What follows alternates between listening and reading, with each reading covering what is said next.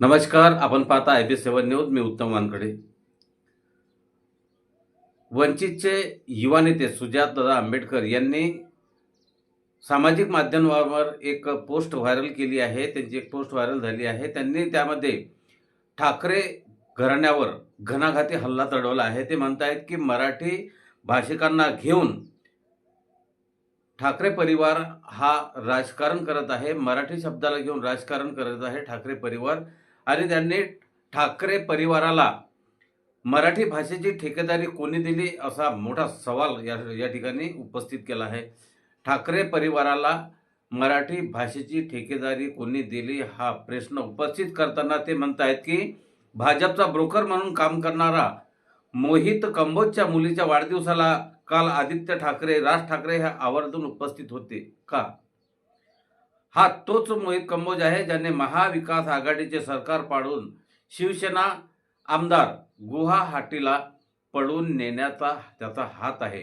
या मोहित जो आहे कंबोज, या मोहित कंबोजचा महाविकास आघाडीमधले आमदार पळून गुवाहाटीला नेण्यात हात आहे. त्या मोहित कंबोजच्या मुलीच्या वाढदिवसावर ते जातात असं त्यांनी म्हटलं आहे. मराठी माणसाच्या नावावर राजकारण करणारे ठाकरे कुटुंब हे मराठी माणसासाठी नाही तर स्वतःचा पक्ष वाचवण्यासाठी राजकारण करत असल्याचे आरोप त्यांनी केला आहे. मराठी माणूस, मराठी अस्मिताच्या नावाने गप्पा मारणारे उद्धव ठाकरे, राज ठाकरे यांनी मराठी माणसासाठी किती मराठी शाळा उघडल्या?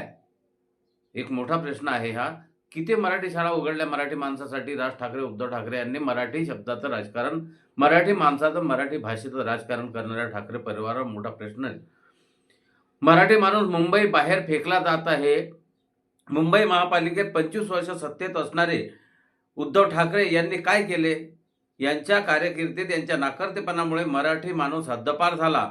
मुंबई महापालिकेत किती मराठी माणसाला ठेकेदारी दिली, किती मराठी माणसं कॉन्ट्रॅक्टर झाले, सब कॉन्ट्रॅक्टर तयार केले, यांनी हे कळवावे.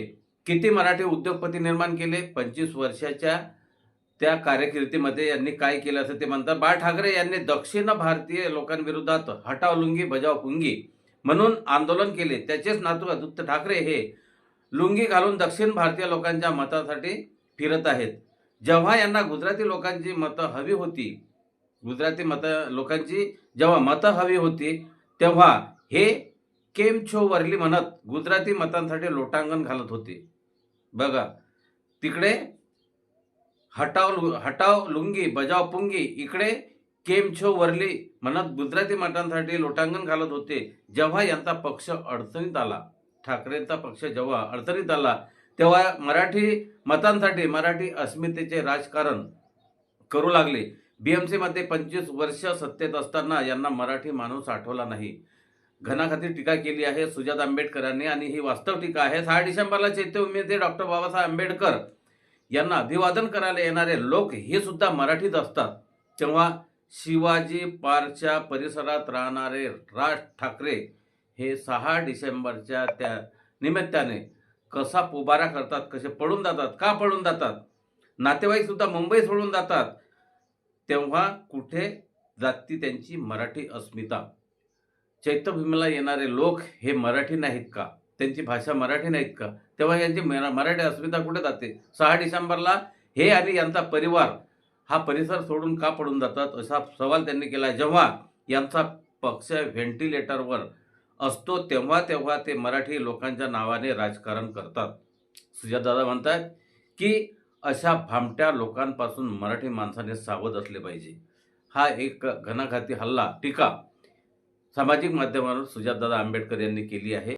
आपण पाहताय IB7 न्यूज, आवाज नव्या युगाची.